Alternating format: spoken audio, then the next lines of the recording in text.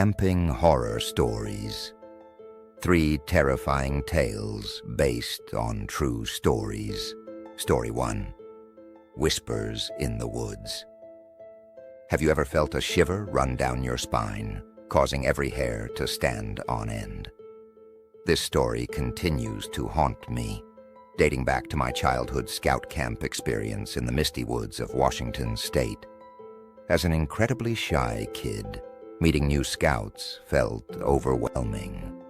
I often wished to be back home, lost in the warm glow of my video games.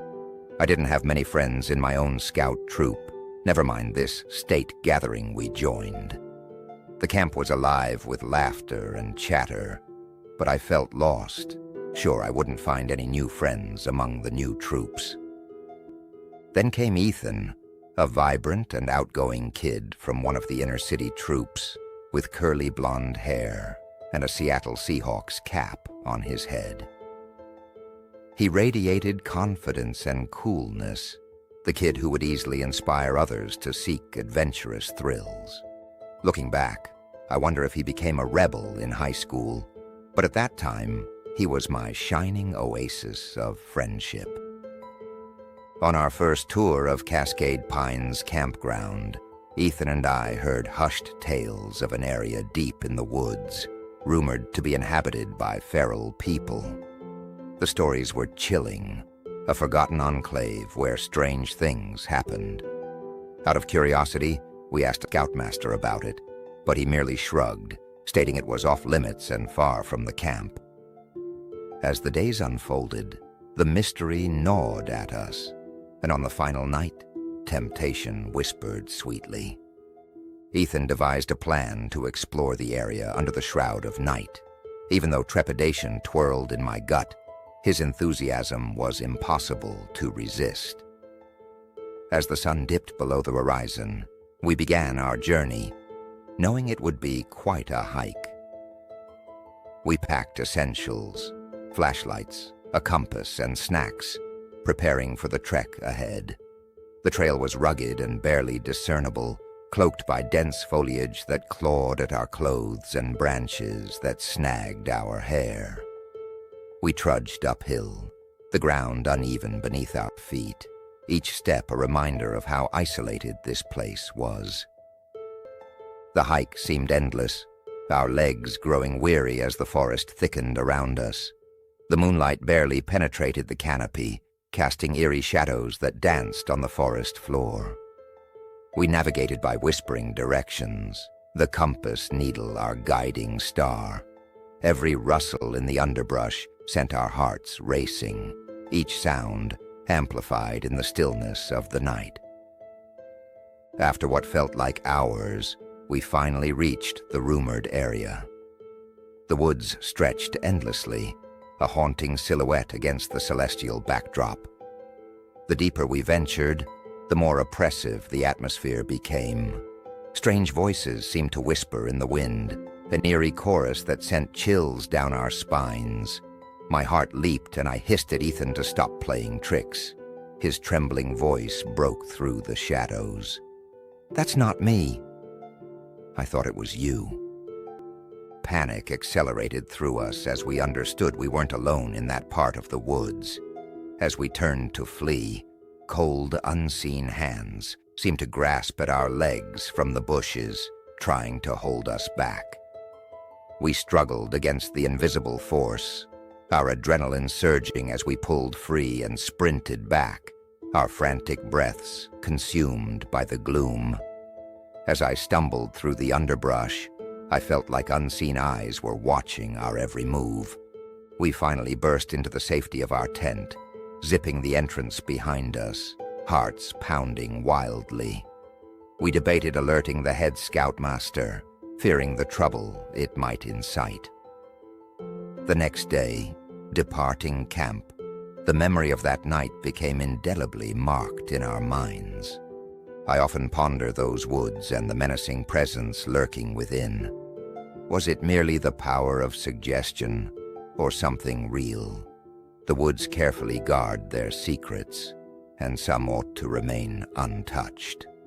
Perhaps the true lesson I gleaned from that summer is that certain mysteries are meant to remain unsolved. Story 2. The unfamiliar cry of the wild.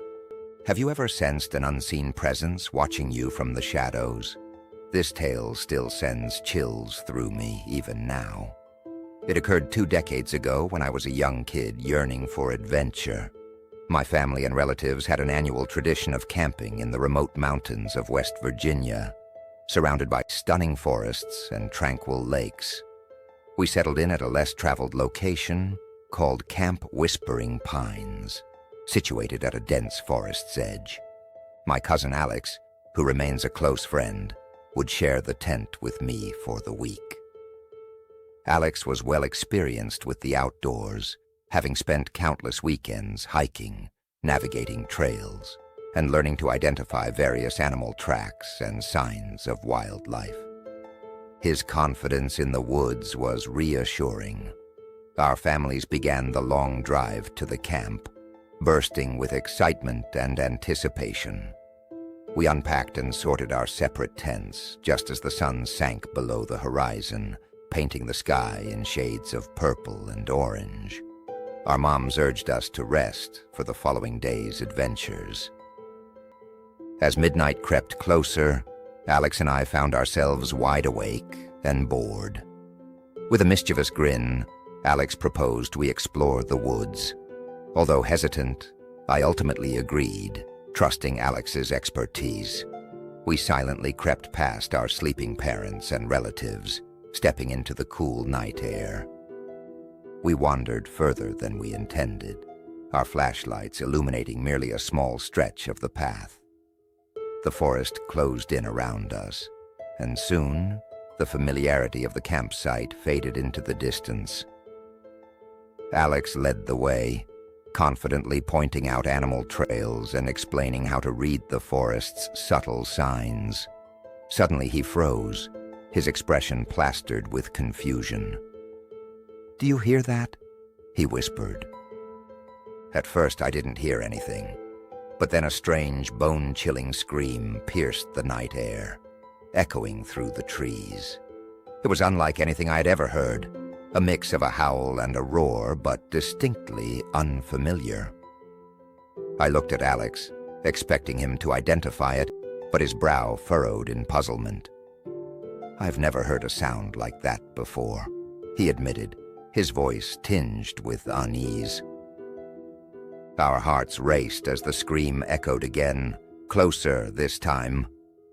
Fear propelled us back through the woods, branches clawing at our clothes as if trying to hold us back.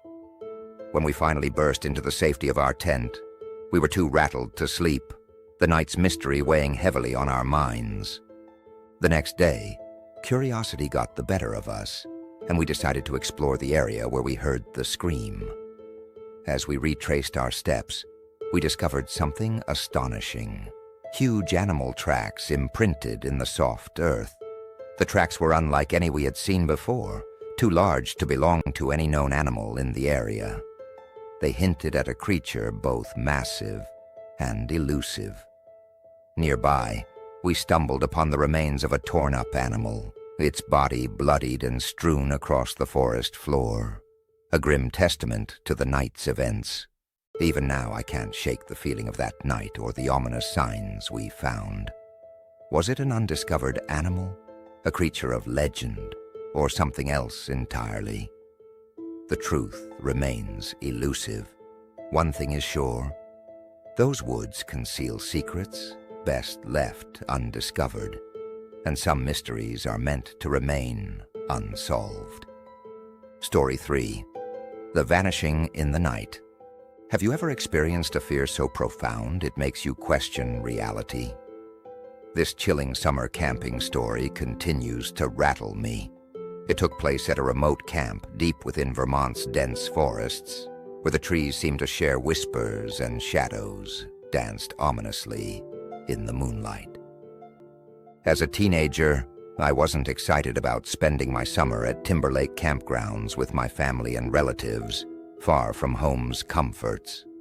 The campsite bore a slight reputation due to a tragic event involving an old caretaker named Mr. Moore, who had mysteriously perished at a nearby gravesite years ago.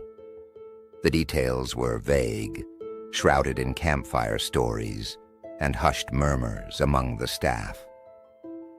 One restless night, as sleep eluded me, I tossed on my lumpy cot. My family was sound asleep, engulfed in dreams while I lay wide awake. The full moon cast a ghostly glow throughout the room, its light streaming through the windows and long shadows trembling on the floor. Frustrated, I sat up and rubbed my eyes. As I blinked away the blurriness, I noticed something strange. The view from the opposite window was blocked by a silhouette. My heart skipped a beat. It was a head, a man's head, framed by the moonlight. He wore a tattered black winter hat, his features faint but clearly locked onto me. What is he doing here? I thought, panic brewing in my chest. His gaze felt tangible, icy fingers brushing against my skin. I turned away, tucking myself under the covers, hoping it was a trick of the light or my overactive imagination. Suddenly, a piercing scream shattered the stillness of the night. It was my young cousin, Lily, her voice raw with fear. I bolted upright, heart racing, as the scream echoed through the camp. We scrambled out of our cabins, confusion and panic spreading rapidly among us. Despite our frantic search, Lily was nowhere to be found, her bed ominously empty.